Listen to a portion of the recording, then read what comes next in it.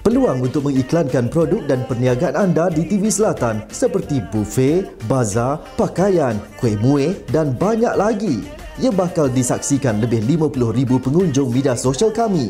Jadi apa tunggu lagi? Pakej serendah RM500. Untuk maklumat lanjut, layari laman sesawang kami www.tvselatan.com.my atau hubungi nombor yang tertera. TV Selatan, kawan awak.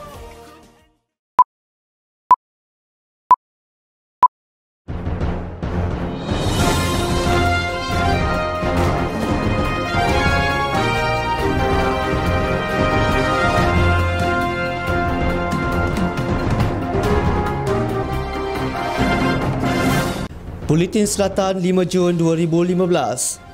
Kepayahan hidup bukan halangan capai cita-cita. 34 pelajar lepasan SPM dan STPM terima beasiswa Jacob. Exco terima bungkusan kepala babi. Ahli Persatuan Pesara-Pesara JMF adakan bantahan Festival God's Power Healing Night. Dan akhir sekali, renang berirama sumbang pingat emas pertama Malaysia. Salam sejahtera. Berkat kesabaran yang tinggi bagi menjaga ibu yang kehilangan upaya ketika belajar di tingkatan 6, seorang anak pemandu teksi Vital Shini 20 tahun dari Masai Johor terpilih sebagai penerima beasiswa oleh Johor Corporation Jacob. Bekas pelajar Sekolah Menengah Kebangsaan SMK Datuk Pegawai Timur itu berjaya mencapai keputusan cemerlang dalam sijil tinggi pelajaran Malaysia STPM dengan mendapat 4A biarpun terpaksa menghadapi pelbagai cabaran hidup. Menurut beliau, tugasan hariannya bukan sekadar untuk ke sekolah dan mengulang kaji pelajaran, malah menjaga ibunya V. Prema 46 tahun yang menghadapi kesulitan untuk bergerak sejak terbabit dalam kemalangan jalan raya. Akibat kemalangan tersebut, ibunya mengalami kecederaan di kaki kiri sejak 2 tahun lalu. Sekarang masih macam tu lagi, dah 2 tahun tapi dia punya kaki dia belum sembuh lagi. So mungkin dalam 2 bulan ni diorang dah buat operation untuk dia sebab kaki dia tak sembuh lagi. Sebelah mana? Sebelah kiri, femur.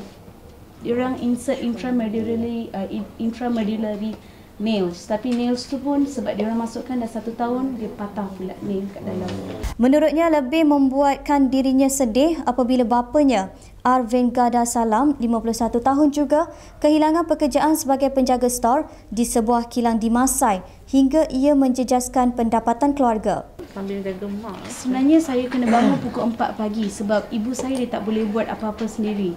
Kalau nak pergi uruskan dia pagi-pagi, saya kena mandikan dia, kena masak, kena bersihkan rumah, baru saya boleh pergi sekolah. Lepas tu balik, nanti kena uruskan dia. Tar Sheni berkata dirinya juga terpaksa menolak tawaran memasuki universiti selepas menamatkan sijil pelajaran Malaysia SPM kerana mahu menjaga ibunya yang sedang sakit.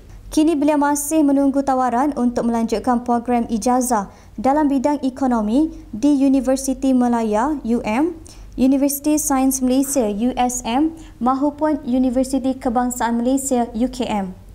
Beliau turut berharap cita-citanya untuk menjadi ahli ekonomi dapat direalisasikan di samping membantu meringankan beban ibu bapanya. Beliau berkata demikian selepas menerima surat tawaran yang disampaikan Menteri Besar Johor, Datuk Muhammad Khalid Nordin, di Majlis Pelancaran Johor Corporation Education Sponsorship Program JESP di Johor Bahru.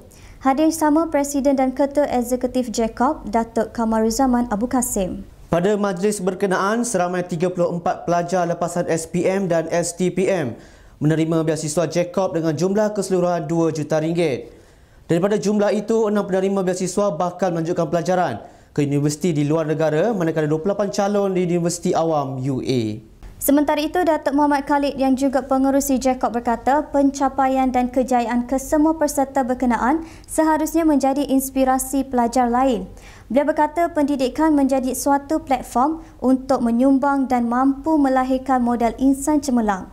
Satu lagi inisiatif yang melibatkan kerjasama kerajaan negeri, sektor korporat dan golongan industri.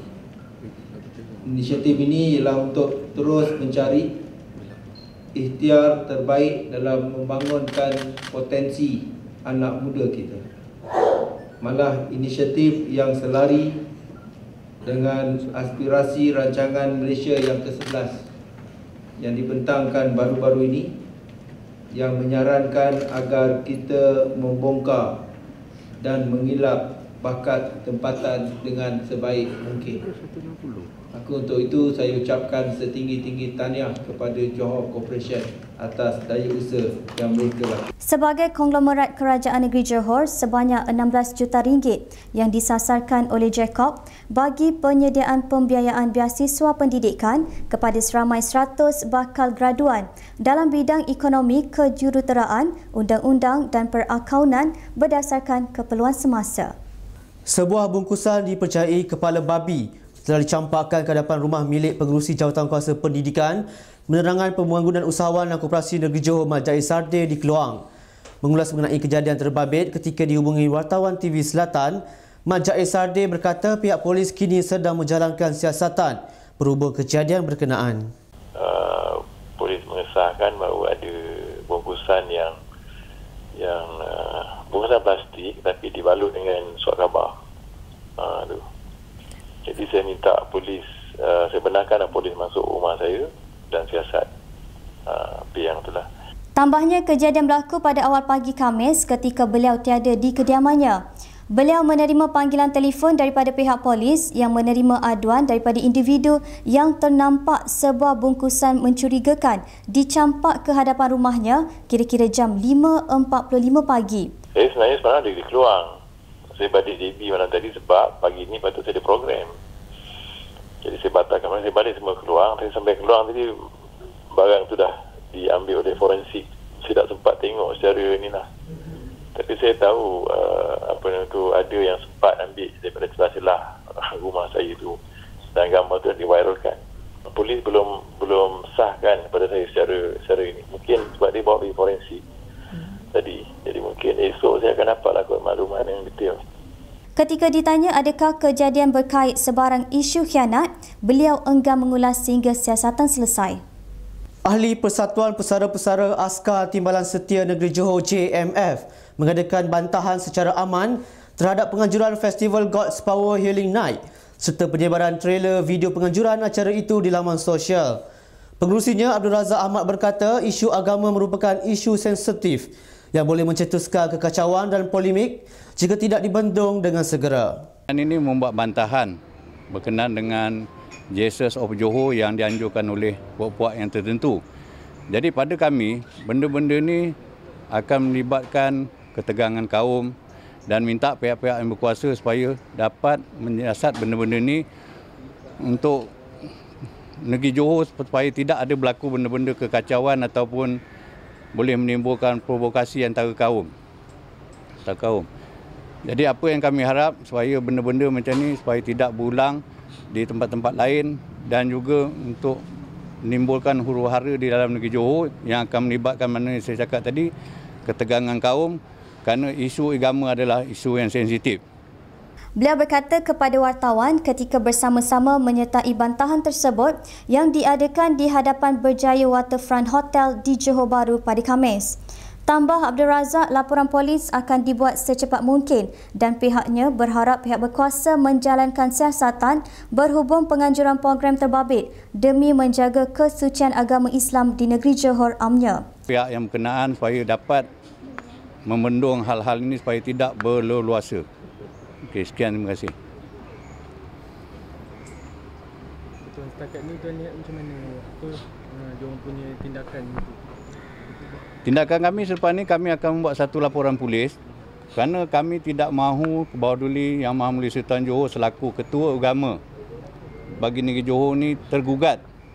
Pasal kami sebagai rakyat negeri Johor dan juga pernah berkhidmat dengan Kebawah Duli, kami tak rela Kebawah Duli ni sebagai ketua agama Islam negeri Johor tergugat kedudukan ataupun disebabkan oleh perkara yang seperti berikut ni lah. Lebih 1,000 peserta terdiri daripada pelajar sekolah rendah dan menengah dari sekitar negeri Johor dan Kuala Lumpur terlibat dalam festival tersebut. Dalam pada itu, penganjuran program tersebut di Sutera Mall dan Mersing telah dibatalkan kerana bimbang menimbulkan kekecohan disebabkan ia diadakan secara terbuka. Untuk paparan berita selanjutnya, kita kembali selepas ini. Saya memilih produk restoran ini kerana penghasilannya amat meningkat. Di kawasan yang bermasalah boleh meningkatkan hasil FFB di tahap yang optimum. Pilihlah baja biokimia Real Strong hari ini. Rumah mampu milik Johor, 37,000 unit telah dibina. 40,000 lagi bakal dibangunkan. Terdapat di semua daerah negeri Johor. Peluang yang lebih tinggi, terbuka untuk semua kaum dengan harga yang lebih rendah. Pelan Suara Hati Johor, merakyatkan kerajaan pembangunan pro rakyat.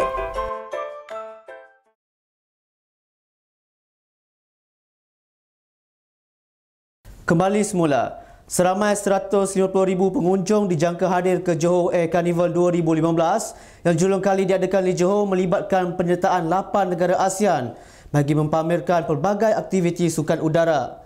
Menurut CEO Nobel Active Sedia Berhad Nur Ain Ashman, karnival yang akan berlangsung pada 28 hingga 30 Ogos itu turut menampilkan penyertaan pemain industri penerbangan tempatan, perusahaan kecil dan sederhana dan perdagangan. A part of showcasing export, Johor Air Carnival will also feature a trade and education exhibition participated by local aviation industry players and small medium entrepreneurs. Menurutnya lagi, pihak Nobel Active Sedia Berhad percaya dan yakin bahawa Johor Air Carnival 2015 ini akan berjaya dalam menunjukkan perkongsian simbolik antara Johor Air Carnival dan juga kerajaan negeri, sekaligus meletakkan negeri Johor di peta dunia sebagai hub penerbangan di rantau ini. As a CEO of Nobel Active Sedia Berhad, I would like to thank our collaboration partners, Hello Group and Hello LD, for sponsoring advertising space on LED trucks and LED billboards. Also to Firefly for being our preferred carrier. Tambah beliau, karnival yang akan diadakan ini akan dapat melestarikan negeri Johor dan juga komuniti setempat.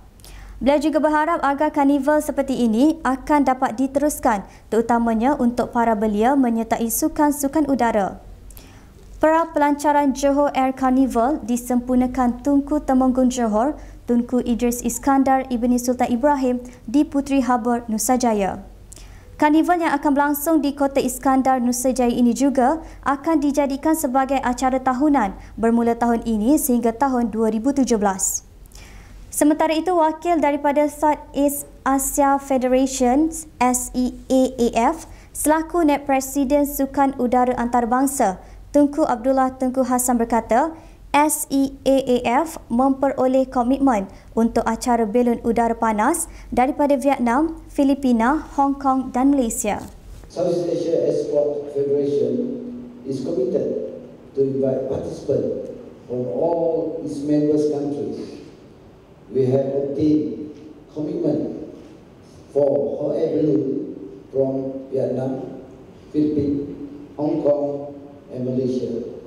For paramotor from Thailand, Vietnam, Indonesia, Philippines, Cambodia, Laos and Malaysia. And for aeromodeling, they are from Indonesia, Thailand, Singapore, Laos and Malaysia.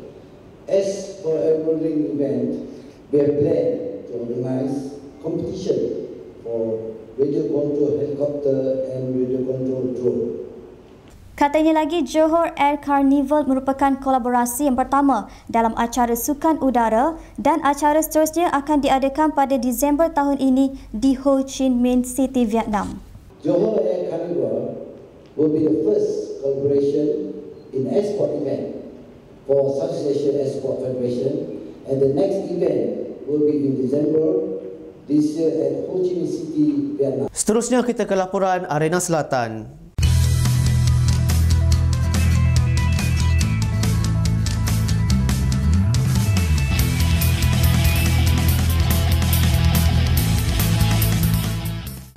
Skuad bawah 23 tahun negara hampir pasti tersingkir di peringkat kumpulan untuk mara ke separuh akhir selepas tewas 0-1 kepada juara bertahan Thailand di Stadium Bishan semalam. Memetik laporan utusan online, jaringan tunggal ketua pasukan Sarats Yuyen pada minit ke-81. Sudah cukup untuk pasukan Gajah Putih itu meletakkan anak-anak buah Dato' Ong Kim Swee di ambang pintu keluar walaupun mempunyai baki 2 perlawanan berdepan Brunei 8 Jun dan Laos 11 Jun dan hanya keajaiban membolehkan mereka terus marah. Thailand unggul sejak awal apabila mengawal bola dengan baik selain bijak mencari ruang ketika melancarkan gerakan dari tengah yang direncanakan oleh Messi Thailand Chanatip Songkrasin. Pada minit ke-10, penyerang berbahaya Chananan Pembupa mengejutkan pertahanan negara apabila menanduk bola hantaran Rongrat Pumi Cantuk dari kiri tetapi tersasar. Carey Steven Roberts sepatutnya meletakkan Malaysia di hadapan 3 minit kemudian melalui serangan balas dan dalam situasi 1 lawan 1 dengan penjaga gol, dia lambat melakukan keputusan sebelum diberi tekanan oleh pertahanan Thailand sehingga menyepak keluar. Bagaimanapun, segala-galanya musnah ketika permainan berbaki 10 minit untuk ditamatkan apabila tanpa diduga Yuyen melepaskan rembatan jarak jauh yang tepat ke penjuru gawang yang dikawal Farhan sekaligus melengkapkan episod pedih pasukan negara. Kem Malaysia kembali ceria apabila Katrina N. Abdul Hadid dan Zilan Lee memenangi pinggan emas pertama kontingen negara dalam Sukan SEA 2015 menerusi acara renang seirama semalam. Menurut laporan utusan online, mendahului sejak hari pertama acara itu bermula Selasa lalu, Katrina Zilan memastikan pinggan emas dalam acara duet di Pusat Akuatik OCBC selepas mengumpul 75.3436 mata dalam rutin teknikal yang merupakan disiplin terakhir. Selepas mengutip 75.5667 mata dalam rutin bebas Selasa lalu, mereka mengumpul 75.5667 mata dalam rutin bebas semalam untuk jumlah keseluruhan 150.9103 mata. Mereka mengetepikan saingan sengit oleh pemenang perak Chen Miki Crystal Yap yang mendapat sokongan kuat penyokong tuan rumah dengan perbezaan 1.073 mata, manakala gangsa menjadi milik Indonesia yang mengumpul 139.0880 mata. Emas pertama Malaysia itu dikalungkan sendiri oleh Ketua Kontingen Datuk Seri Muhammad Nurza Zakaria ke leher Katrina dan Zilan. Dalam pada itu, Katrina dan Zilan kemudian berganding bersama perenang yang lain dalam kategori kombinasi berpasukan di sebelah malam dikecewakan oleh pasukan Singapura untuk meraih perak. Mencatatkan 73.7333 mata, mereka jauh ketinggalan di belakang pasukan Singapura yang mengumpul 77.0667 mata, manakala pinggan gangsa menjadi milik Indonesia yang memungut 71.667 mata. Sekian untuk edisi Buletin Selatan, salam takzim.